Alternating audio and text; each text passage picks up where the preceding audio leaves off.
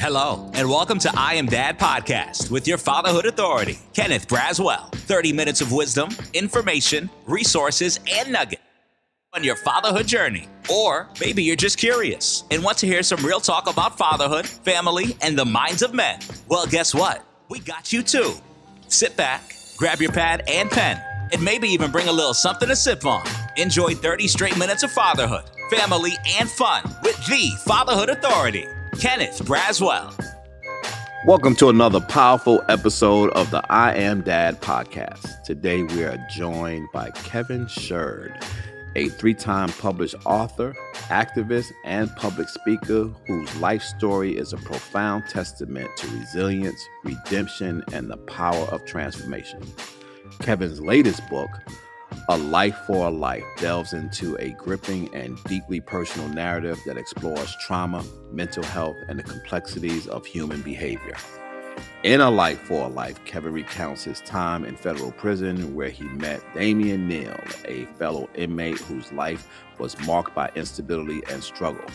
But while Kevin worked to heal his own trauma and guide Damion towards a better path, their journeys ultimately diverged in an unexpected and tragic way. Years later, Kevin would discover that Damion had been arrested for a crime, leading him on a more powerful quest to understand the factors that shaped his former cellmate's fate. Through this deeply moving story, Kevin not only confronts his own past, but sheds light on the intersection of violence, mental health, and societal failure. Join us as we explore Kevin's journey, his groundbreaking new book, and his enduring mission to inspire hope and change. Let's welcome my big brother and my good brother today, Mr. Kevin Shird. How you doing, sir? Hey, how you doing, man? I'm good over here. Cold, but good. It's that time of year. Ain't very many places in the U.S. that ain't cold right now. For sure. And so that's just how it is. Listen, we start our podcast out each week in a very interesting way, only because I believe it gives insight to you in a way that is our core audience, particularly those who are always interested in the two primary subjects, which is fatherhood and manhood. And so I'm going to ask you this question. You can ask it for whatever framework you like to answer it from, however you want to answer it in whatever way you answer it. And it's very simple. Tell me your daddy story. A daddy story? Mm-hmm.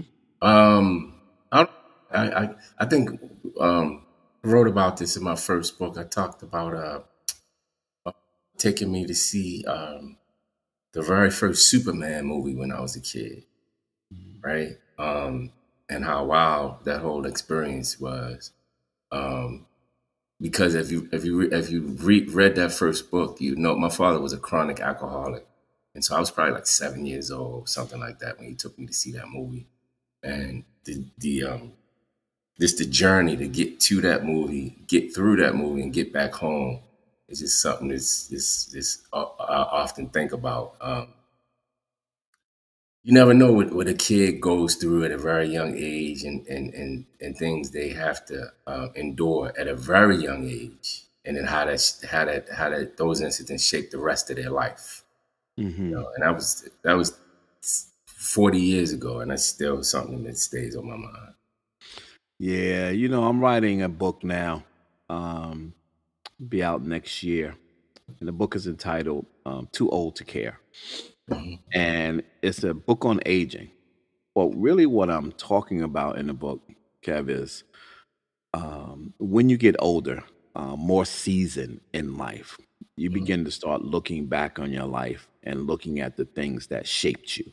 Right. Not the things that you accomplished, not the things that you failed, or the things that you did not take into consideration or didn't take serious.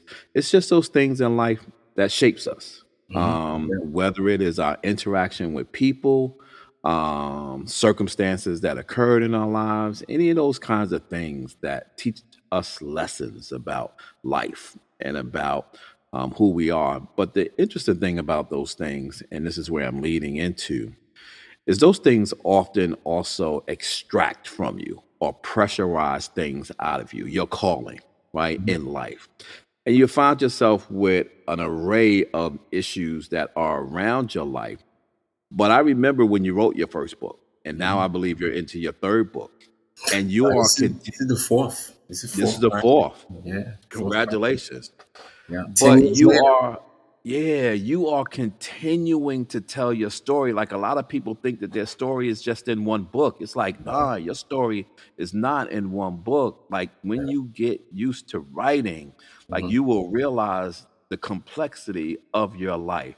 mhm. As an author, how does it feel when you sit and what's your thought process when you begin to think about those occurrences in your life and how you want to frame that in a way that heals and helps people?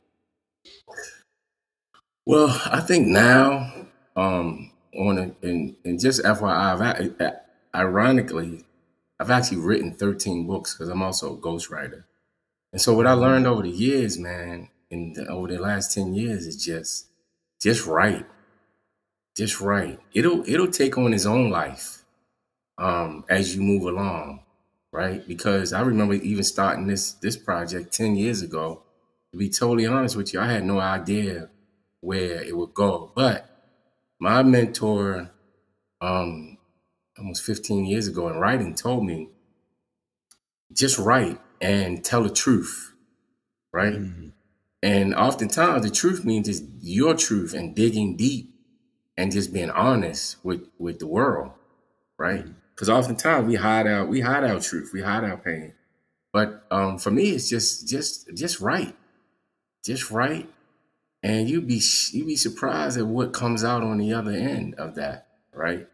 Because Mhm. those nights, you know the deal. Those late nights, sitting up at Mhm. 11 o'clock to 2 in the morning writing, or 4 o'clock in the morning, you jump out the bed with an idea that you just maybe dreamt about or thought about, and you grab the Mhm. laptop. Um, just write.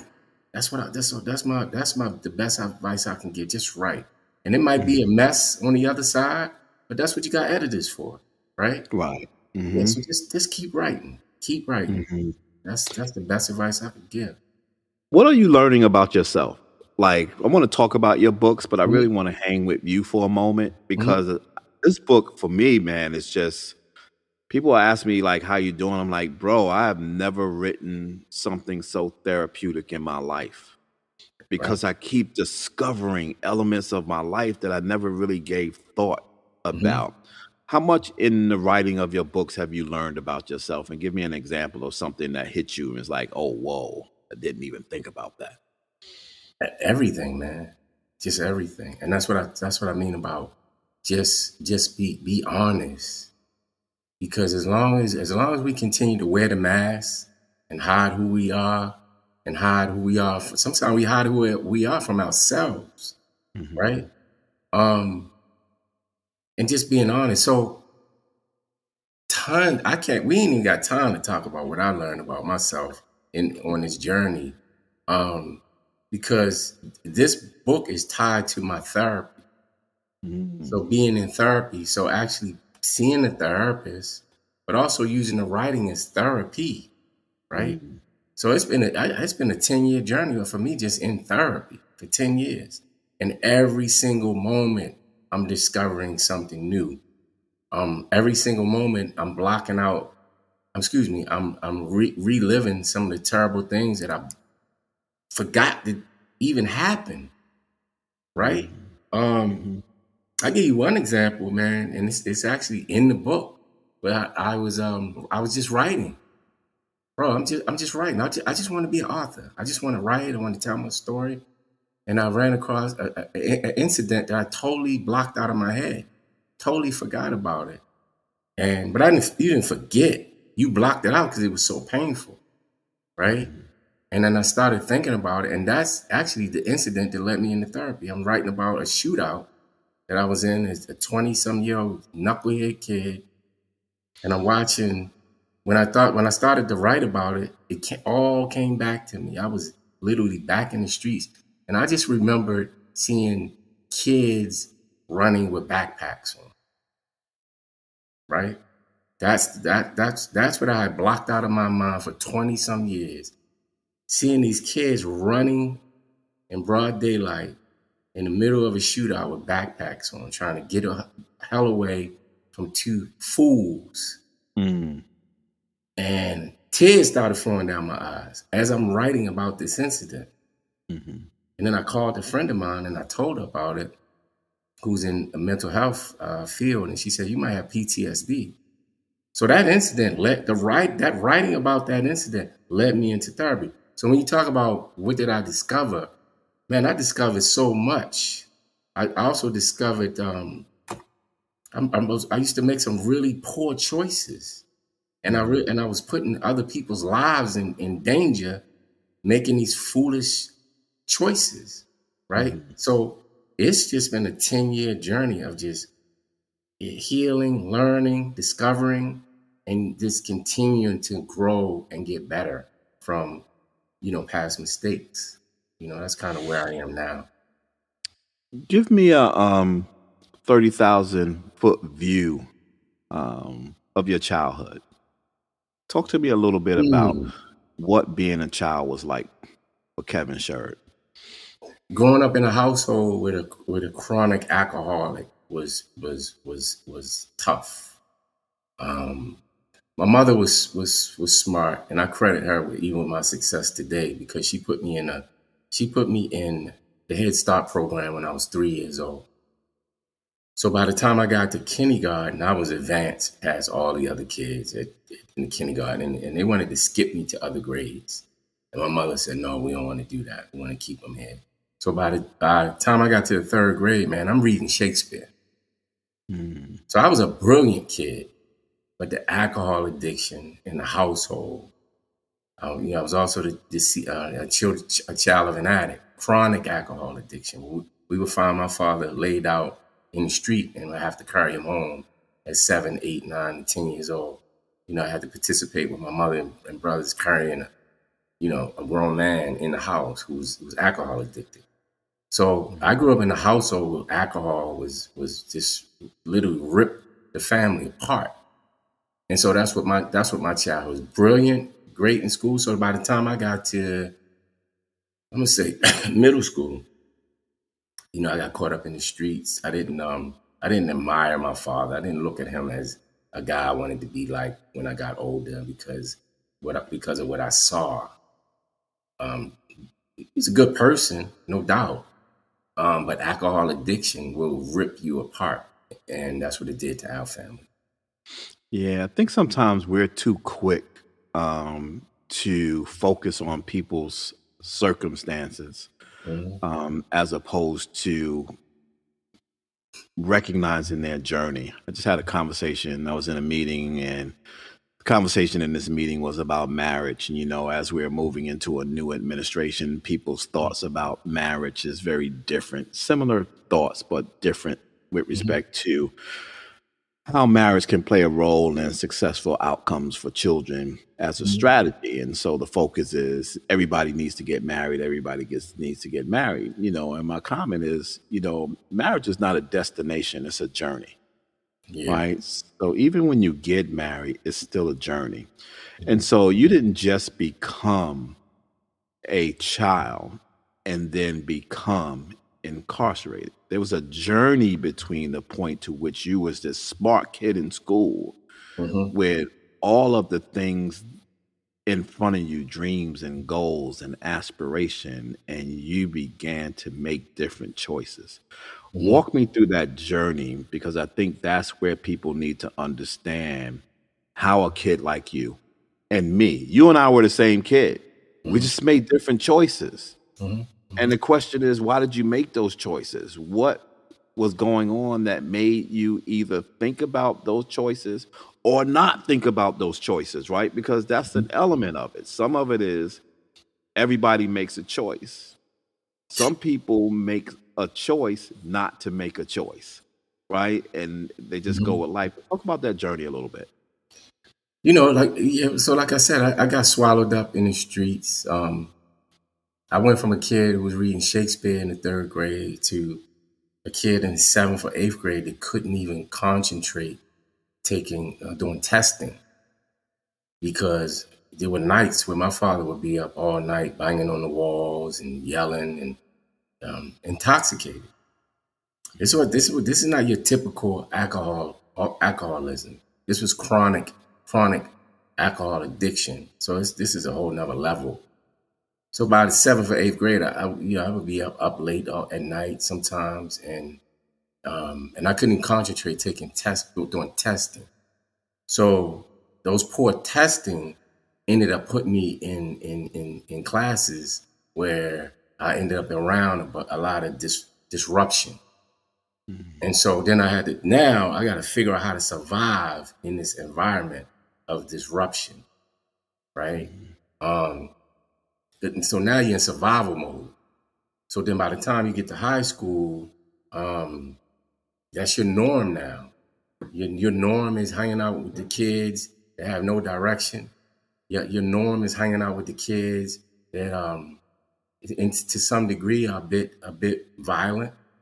Your norm is hanging out with young people that really don't even see a future for themselves.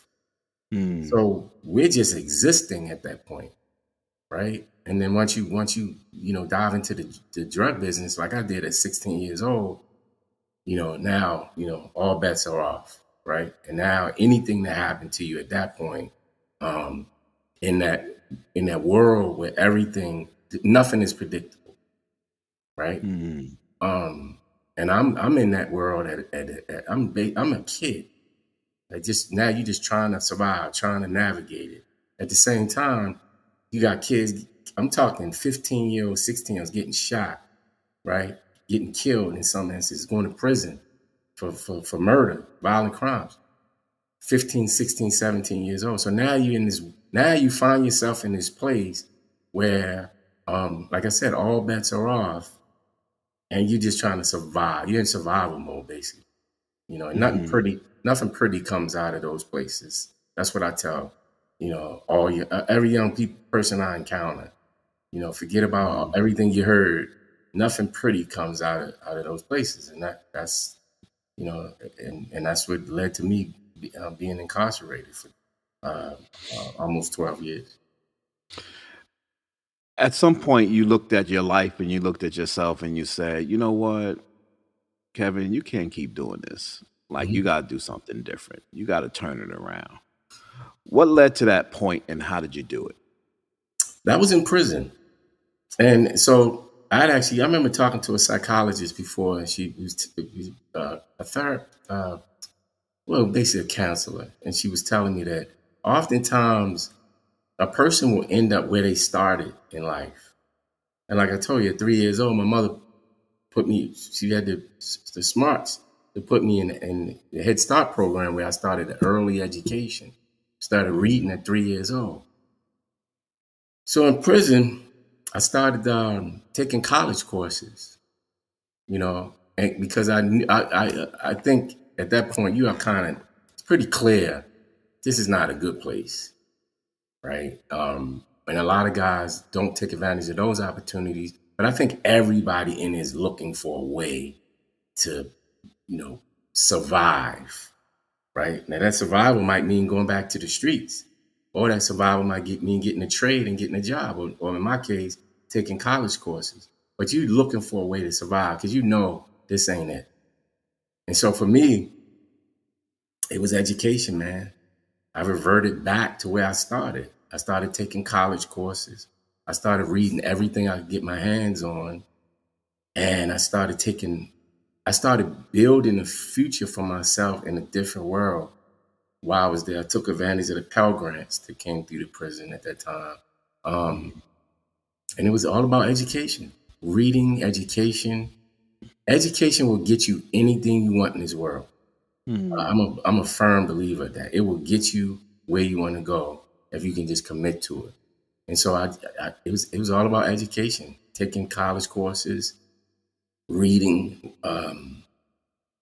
And ironically, prison was actually the place I started writing because I was working in the prison education building, and guys would come to me who couldn't read.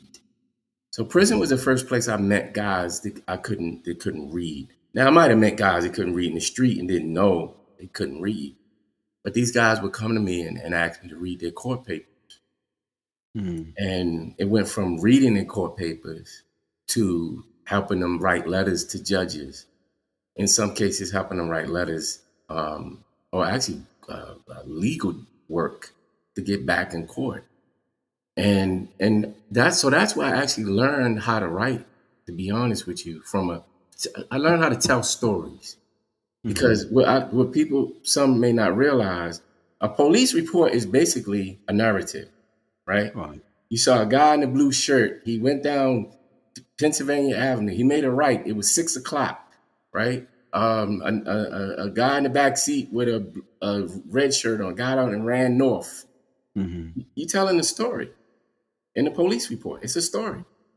So in response to these guys had to respond to the courts or respond to the judge, you basically writing a kind of rebuttal to that story. No, this guy, he wasn't wearing a blue shirt. It was purple, and it wasn't 7 o'clock. It was 3 o'clock, and he was headed to work. So all of that, in the narrative, you're telling a story. And even in most cases, criminal court documents filed by prosecutors or police officers, they're telling a story, and your job is to dispute that story, tell another story. So that's what I learned I started first really telling stories in writing. Never in a million years did I think, oh yeah, so 15 years later I'm gonna become a best-selling author. No, it wasn't even close. At the time, it was just doing it to a lot of times kill time, make a few bucks or whatever. And I had no idea like where that would lead. And then later on, years later, when I got into writing, I had a little bit of knowledge of, okay, how to tell a story. And that's kind of where it started. Yeah, but before you started writing, it sounds like that there was a moment in your life that you said something that was really intriguing and interesting. You said that in my existence, or where I was, I started to create another space, right? Which is this whole thing, your circumstances, not your existence, right? Your circumstance, meaning where you are, doesn't define who you are or where you are, particularly in your mind. And as you began to do that and began to write, something else opened up, which all of a sudden you began to help, right? And you can't help in the same space. Like, you got to be in a different space to help someone in another space. And when you said I created another space for myself, that to me in my mind is your movement into advocacy, which is I want to help others figure out how to create their own spaces. When you began to start helping some of the other, inmates, was it in your mind that this is something that could actually become my vocation, or was it just in your system that I just want to be a help? I think it's the way I was raised, man. I was raised by a good mother. So, you can't, sometimes it's hard to connect the dots between like a person that had ended up in the street stealing drugs and a person that ended up doing over a decade in prison. And sometimes you want to, your first in judgment, the first instinct is to say that was a bad person, right? My mother always preached help. It was 6 of us in the house, right? My mother raised me to help others, to support others. And truth be told, even in the streets, I was a guy that would help people. Now, dealing poison in your neighborhood, is not the best way to show support for your community. But it was always in my spirit to support other people, right? Even in that world, I supported other people. So when I got in the joint, that spirit never left me, right? I remember one time, 20 some years old, driving down the street, and a guy's I'm minding my business. Guy's car is flipped over. He's trapped in the car. 10 people trying to pull him out the car. The freaking gas tank is slashed. So gasoline is running down the street. And I pulled over and I helped these people pull this guy out of this car. I'm not bragging about, I'm this guy that just, but I'm just trying to paint the picture that I've never been a terrible human being. So when I saw these guys in the education building and they needed support, that's what you do. You help other people. And I'm also a believer that when you help somebody, you might not get the reward at that moment. The reward might come 15, 20 years down the line. You're going to get a reward. You just don't know where it's going to come from and at what time it's going to come. And so I've always thought that way. So so when I went to prison, none of that changed. But I also realized that at some point I would be out in the streets. And so I needed to accumulate all the skills that I could accumulate. And even if those are interpersonal skills, right? Because again, you're still in survival mode. I'm going to college, I'm reading these books, but you're still in survival mode. And so I still know that I can gain something from this experience that can help me later. And it truly did. Like it truly helped me tremendously by the time I, returned back to the streets in 2006. When you began to start thinking about your exit, did you know what you wanted to do, or your mind was, I just need to get out of here and I'll figure it out when I get out? You know what? I think you're almost like the 20-year-old kid, junior or sophomore in college, and you're taking, criminal justice, but your mind might be on entrepreneurship, mind might be on law, mind might be on nursing, mind might be on, and you're just trying to figure it out, man. Because leading up to that point, even taking a college course, I was actually taking personal trainer certifications. So my plan was to get out and become a personal trainer. I can't remember. I think it was like $50, $60 an hour or something like that. So in my mind at that time, it was like, okay, that's a future. So you're just trying to figure it out, man. You're just trying to, you know for sure. And at that point, I knew for sure I couldn't go back to selling dope. Them days was over. So how am I gonna get a skill set that's gonna keep me out in the streets, and I won't be living in the streets, a homeless person or whatever. So it was actually personal trainer, and then I'm taking college courses, and I got all this other stuff. I want to open a club. I want to do that. I want to. You really don't. You have an idea, but you really don't. You really don't know. And I didn't. I knew I was going to do something. I just had no idea what that something was going to be. Yeah, I remember, and I don't know where we were. I ran into you. I don't even think we were San Francisco. San Francisco. We weren't even there for the same reason. We were walking, we ran into each other. And I think you were just doing your first book. I think your first book was was in the midst of it, or it had just come out, or it had just come out. And I was working on the second one. I was in Oakland with an editor, and then me and you ended up connecting. He's like, "Yeah, I'm across the bridge," and I came over and we kicked it in San Francisco. My first time ever being in San Francisco, and I hadn't been back since, man. But I remember it vividly. I remember that vividly. Yeah. But just know, man, that I follow you. You may not hear my voice and you may not see me, but I follow you and celebrate every accomplishment you have, bro. I'm so proud of you. I just see you like just doing what God has planned your entire life to do. Well, and I keep telling people, good people can do bad things for what they believe is good reasons. Yeah. right? Yeah. And that's where that whole God knows your heart becomes relevant, Yeah. right? Because it may not be showing in your actions, but he's Mhm. like, I know this dude. I Mhm. know what's in his heart. And I know to everyone else, it doesn't look like it right now. Yeah. But I'm telling you, the goodness in this person's heart is going to come forward, and you'll see what I saw. Mhm. And you can see that the things that happen in our lives. I had a guy I was interviewing, was incarcerated, I believe he was, for 30 years. And we were just talking, and I said to him, I said, listen, um, we don't get anything placed on our shoulders that we can't handle. Mhm.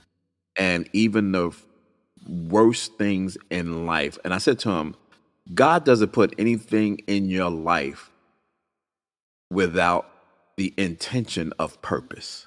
You Mhm. just have to live it out, Yeah. right? And some people get heavier burdens than others. Others get like light, what we would perceive as light burdens. And Mhm. some people get really heavy, heavy burdens. Mhm.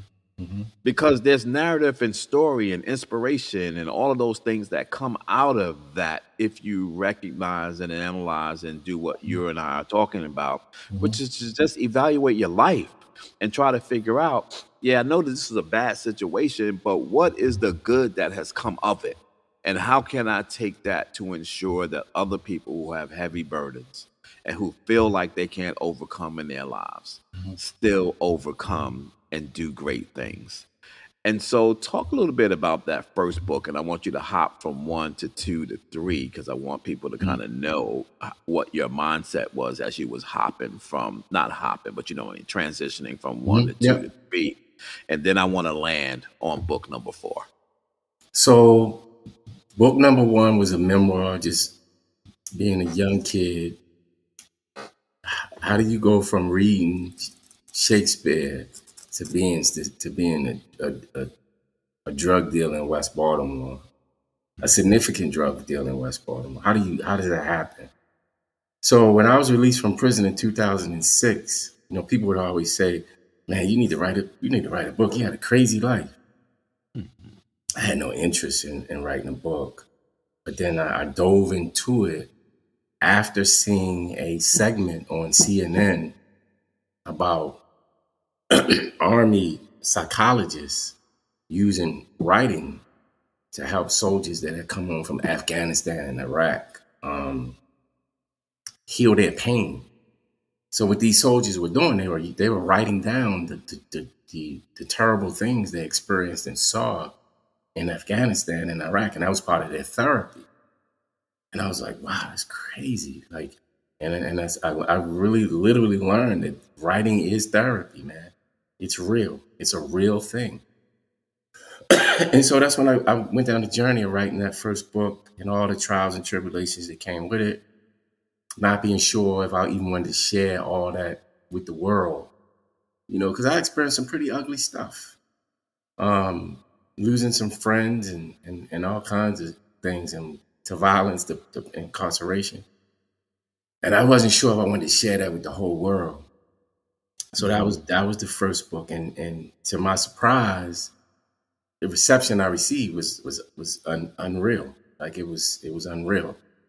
Um, Terry Williams, Yeah. man, woman changed my life because I wrote the book, but she got the book out there to the world. She Mhm. showed me how to get the book in London and how to get the book in Ireland, how to get the book in the Virgin Islands.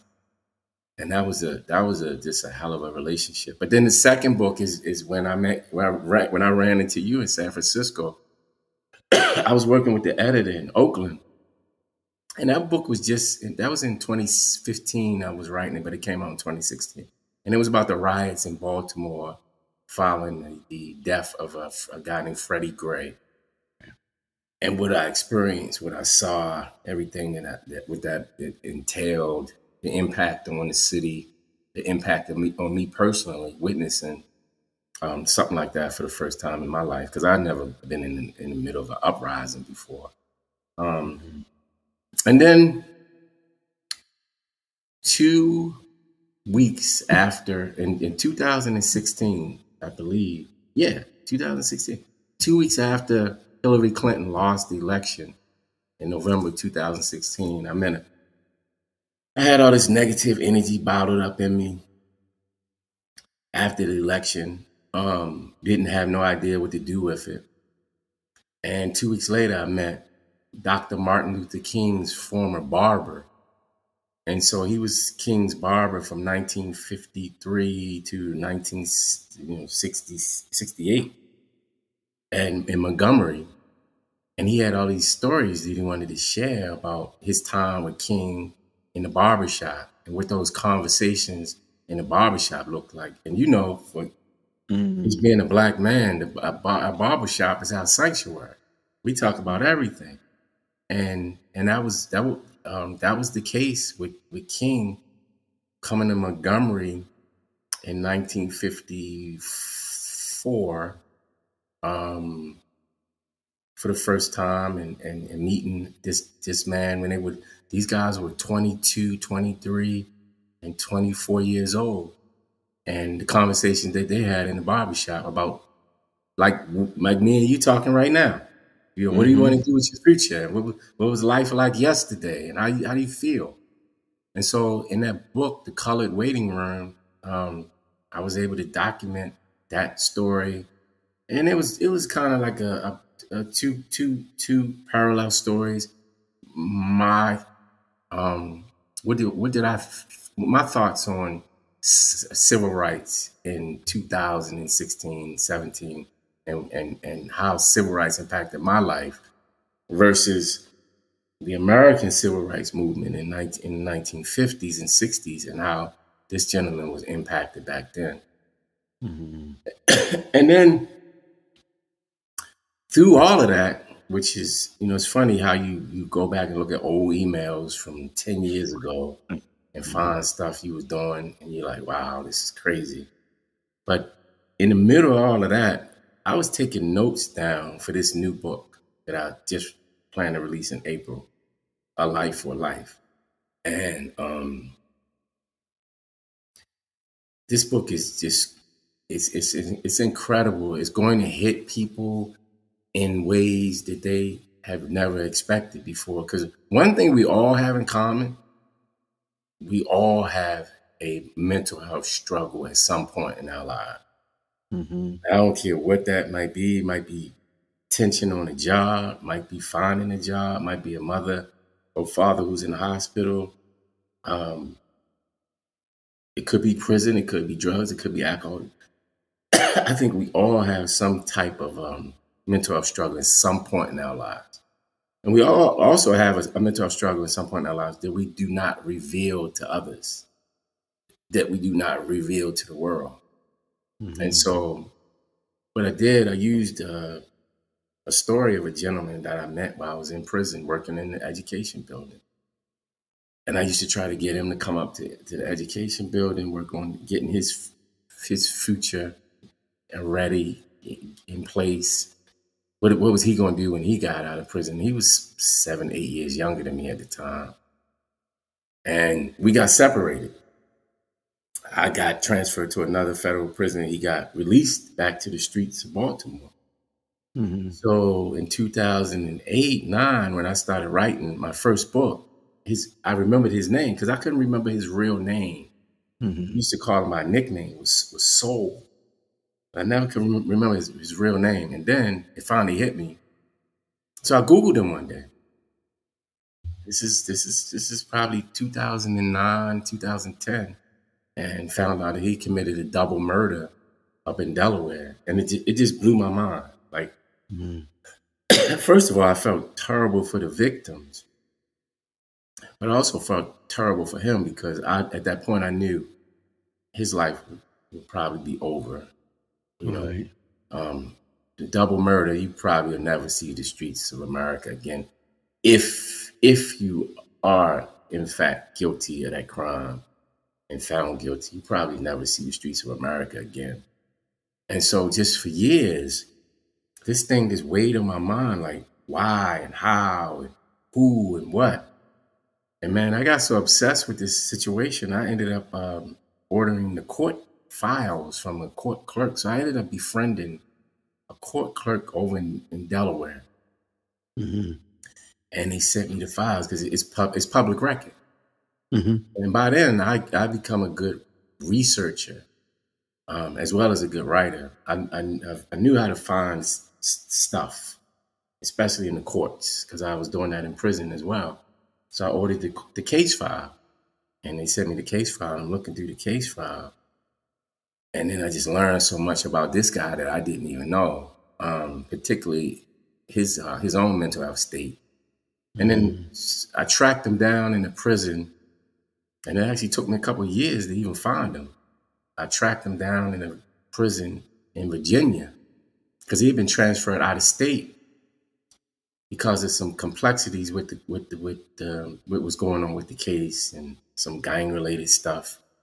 So I tracked him down, and we started having conversations, and I just want to know, like, why, what made you kill two people? And these two people turned out to be his ex-girlfriend and her new boyfriend. He got into a fight with the boyfriend. He returned the next day. He literally went into the home and literally killed them in cold blood in the bedroom in 3 o'clock in the morning.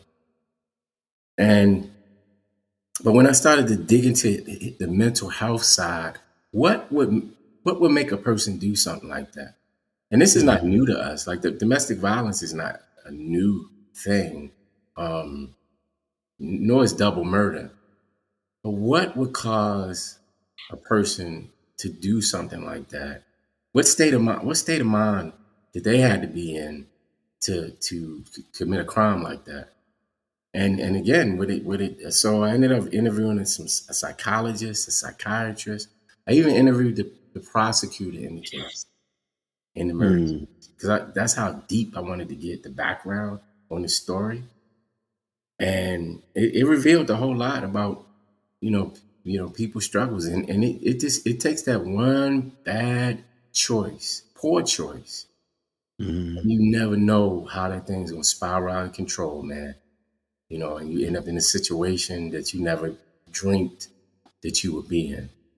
So it's a fascinating story that dives into mental health, trauma, and PTSD, but also mental health as it relates to violence. Yeah, I want to stick there for a minute, but I do want to say, I didn't thoroughly go through it, but we'll do that because I'm definitely going to have you back, when the book is closer to publishing, so that we can talk about it a little more in depth, and then kind of think about some other ways that we can help, uplift it, as well in the space. Mental health has become a huge conversation for a lot of different reasons. Yeah. But in this space, as it relates to particularly Black men, and I don't know what, I'm going to assume that he was Black as well, and exploring mental health. Why is it so important for Black men today to be more conscious of their mental health? Because that's what's going to get you to that next level, right? You gotta have the full package these days, right? You gotta have a work ethic. You gotta have a plan. You gotta have discipline, right? But you also have to have a healthy mental health, right? And I think we've been moving into this space for the last, I'm gonna say 15 years now. I think it's in the Black community, it started with the conversations around Obamacare. It really intensified, and then it was like, okay, now we have access to healthcare, which also means mental health care. And so why aren't we utilizing it, right? But also, why aren't you investing in your mental health? And in the book, I said, if you wake up in the morning and your tooth hurts, right? What's the next step, right? Usually it's, I'm going to call a dentist, or got to figure out a way to alleviate this pain. When you wake up in the morning and you're having some type of mental health issue, right? Your next step should also be to alleviate this pain, right? If we gotta simplify this thing and make it not so complicated. You know, it's no different than a toothache in the sense that I need to access healthcare or for this issue. It is just as important as a toothache, you know, and you know, a toothache could lead to a whole lot of things. It could lead to a whole lot of other things, but so is mental health, you know, and we got to get out of I just got to be real, man. This thing, self-medicating, happy hour, don't work, bro. Right. It's not the answer. And when we get to the point where we you know what, this is not working, but I need to go find something that works, because I got all these aspirations and great ideas with my life. I want to build this. I want to build that. I want my wife to be great. I want my kids to be great. But at the end of the day, you have to be healthy to get there. And without being healthy, chances are, and you know this and I know this, when how many times we've seen it. I had this brilliant friend that had these great ideas and all these aspirations and all this determination, right? And just couldn't get over that hump, right? So this is just another, I won't call it a weapon, but another tool in the tool belt, so you can help move your life into a better space. Yeah, especially this time of the year is when I'm actually working on two op-ed pieces now. One is about children of incarcerated parents, and how we need to be conscious of them during this time of the year. But the other one is the mental health and what I'm calling parental grief and anxiety, you know, which accelerates people's emotions during this time of year when they don't have access to their children. And I'm talking in this space more primarily non-resident, non-custodial dads who are pressured all year round with expectations of showing up as engaged fathers in the lives of their children, but locked out by systems that don't allow them to actually spend time with their children at a time where family is at the height of our focus and interest, family love and all of that. This is the season, right, where people begin to start thinking about compassion and empathy and sympathy and all of those kinds of things. Yet for this particular population, we don't seem to care about how they feel and what they're thinking and doing anything about, you know, ensuring that their mental health and well-being is also considered when it comes to their children. If you were going to give someone some advice, particularly in this season, about their own mental health, what would it be? Have a professional on speed dial, man. Have a professional. No different than you having your primary care doctor on call on speed dial, or having your dentist on speed. Have access to a mental health professional who you can call and talk some things out. Could help you get into a better place. We got to normalize this stuff in the Black community, right? We got to get past. And I know oftentimes, you know, we lean on the church as the answer. And spirituality is extremely important in life. But you also need a professional that's trained to can walk you through some stuff and help put your life in a better place, or keep you in a better place. Or man, just this maintenance. You know, it don't have to be, you don't have to wait for a crisis or the world to fall apart. No different than you go to the dentist every 6 months or a year to get your teeth cleaned. You don't have to wait for a tooth to fall out and make the call to the dentist. This could just be maintenance every periodically. We gotta normalize this stuff, and it's not beyond our reach anymore. You know, because at some point it was like, okay, how do you pay for it? Well, now that's been resolved. So what's your excuse now? Yeah. You know? Or the pain, right? I don't want to go in there and get this kind of pain. Well, which pain do you want? The pain of fixing it or the pain of keeping it? Like you have to make a decision about that. Yeah. Baltimore. Like, you know, Baltimore in ways that I could never know Baltimore. We all think we know Baltimore through what we saw on The Wire, but that's only one story, you know, of Baltimore. I still get to follow, you know, somewhat in depth the spaces of Joe Jones, who diligently is trying to, bring services, Yeah. to the city of Baltimore, and now Dr. David Miller, who is now clamped down to do as much, and Dr. Janice Stevenson, who continues to work in the city of Baltimore around mental health. Like, when you think about your hometown, Baltimore, what do you want for Baltimore? We continue to prioritize education. Education will do so many things, like move you out of poverty, move your family out of poverty, and put you in a situation where it allows you to take care of yourself, take care of your kids. Where it puts you in a place where you don't have to commit crime just to eat. Because I think sometimes we made this whole thing so complicated, man. Man, I live this situation. 90% of the guys out there is just trying to eat. That's it. Just trying to eat. And if we can resolve that problem, right, where God doesn't have to commit a crime, or enter to the underground drug economy just to survive, we could change a whole lot. And the people that you mentioned are incredible folks that both of us know very well, committed.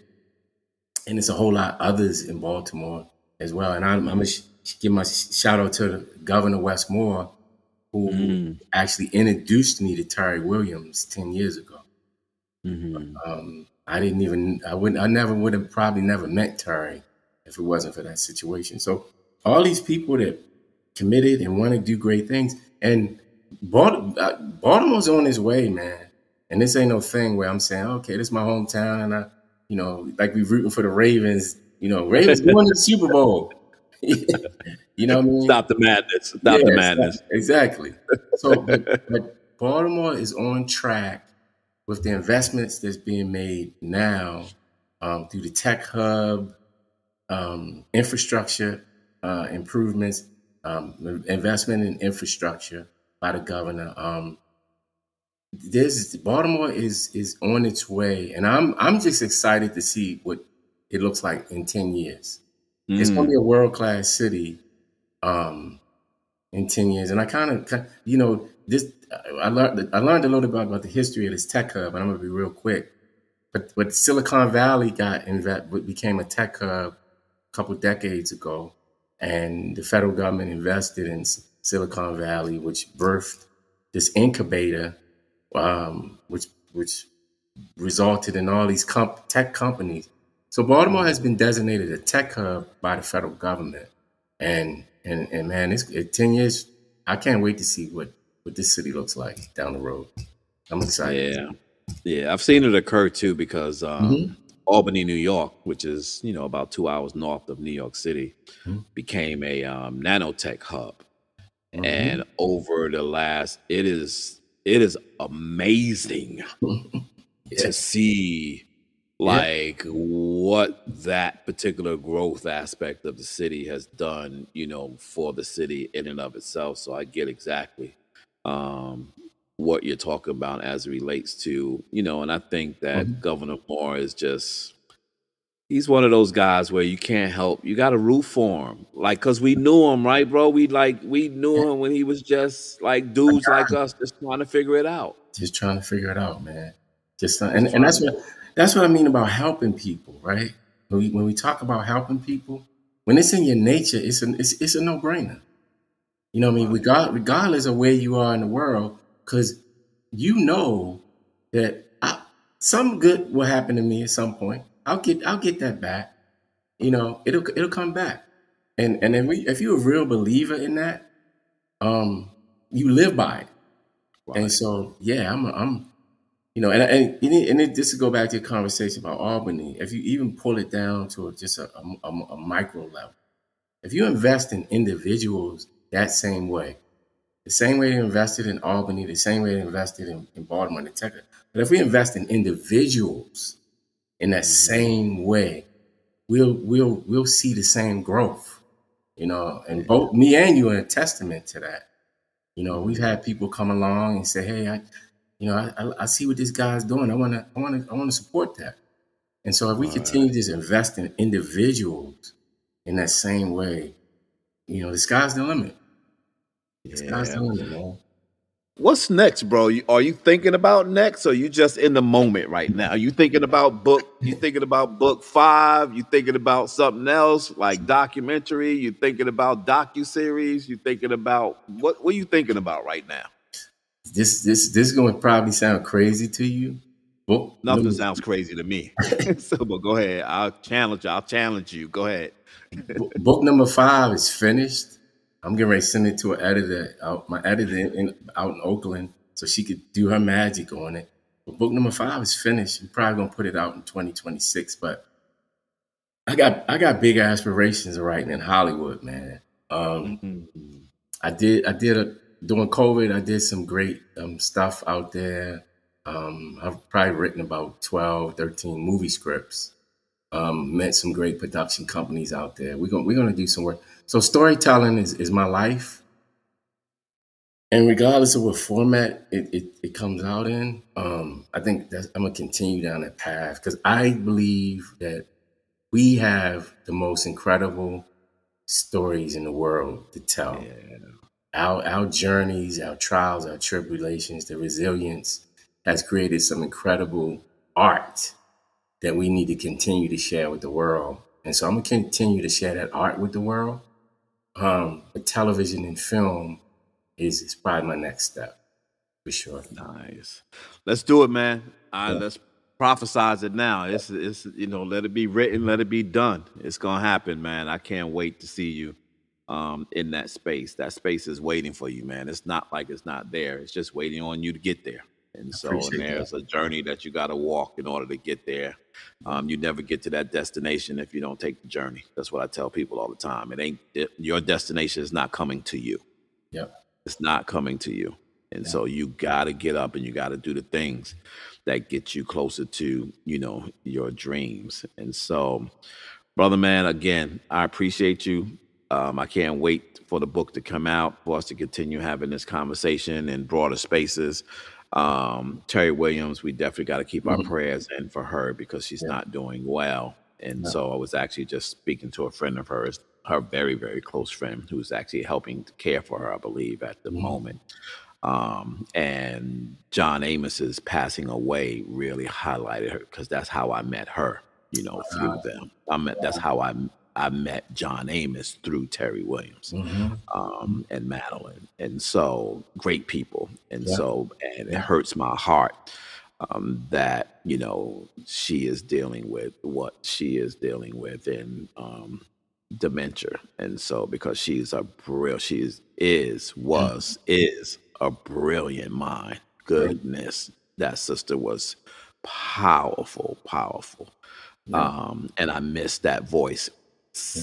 dearly because she would call, at any moment, Kenny, what you doing? Like, nah, what's up? Like, we need to talk about something. And she was like, "Ugh, you need to think about this, and you need to go here. You need to talk about that. I'm gonna hook you up. I'm gonna need you to go over here. You need to talk to these people." I'm like, Yeah. Terry, whatever. Like, whatever you tell me, I'm gonna do it because I know where your passion comes from, and I know Mhm. what you're trying to accomplish on behalf of our people.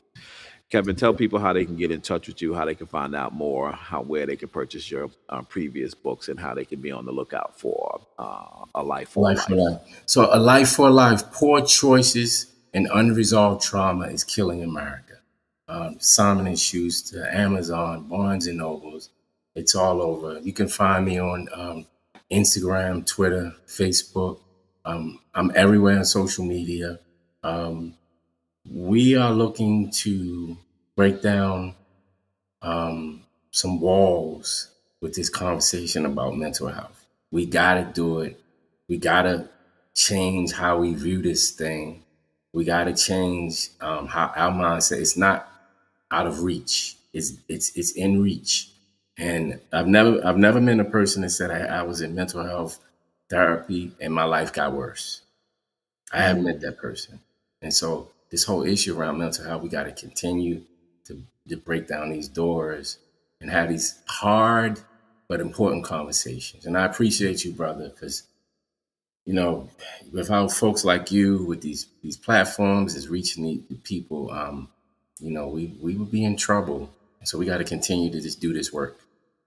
Absolutely. I appreciate you, man. I love you to death. I love you to life.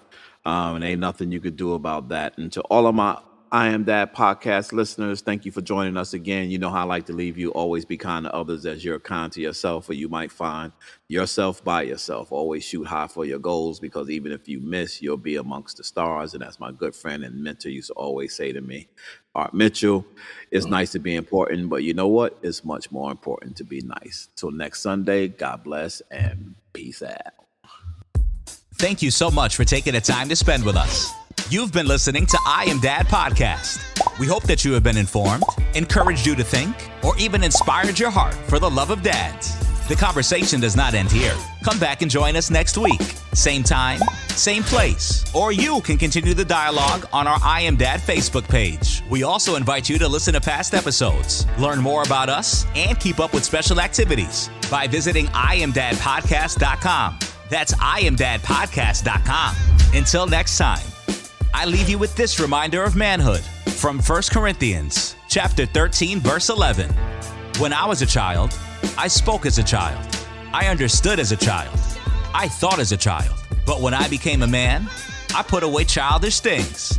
Because of this reminder, I will always understand that I am Dad, period.